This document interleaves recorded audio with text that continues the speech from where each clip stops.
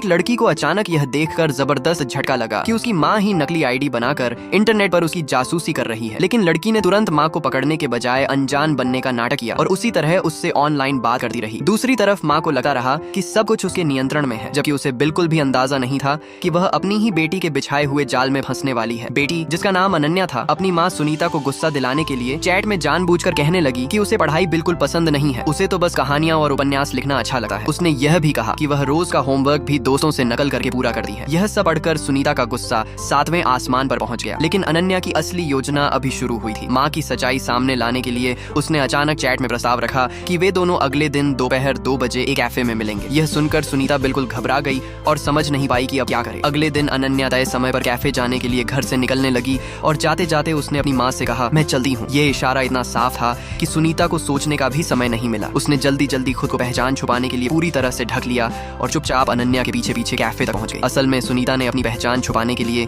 एक चाल चली थी। उसने पैसे देकर एक जवान लड़के रोहित को तैयार किया था ताकि वह उसकी जगह अनन्या से मिल सके और खुद दूर से सब देखती रहे। कैफे में अनन्या भी जैसे सब समझते हुए उसी योजना के साथ आगे बढ़ी। वह लड़के के सामने बैठकर उससे बातचीत करने लगी और जानबूझकर 2 बियर मंगवा ली। यह देखकर दूर बैठी सुनीता दंग रह गई। तभी अनन्या ने ऐसी बातें कहना शुरू किया कि सुनीता के दिमाग में जैसे धमाका हो गया। अचानक अनन्या की नजर सामने रखे एक छोटे से कैमरे पर पड़ी और उसे तुरंत समझ आ गया कि उसकी माँ हर हरकत पर नजर रख रही है। अब अनन्या ने फैसला कर लिया कि वह और नाटक नहीं करेगी। अब सच सामने लाने का समय आ चुका था।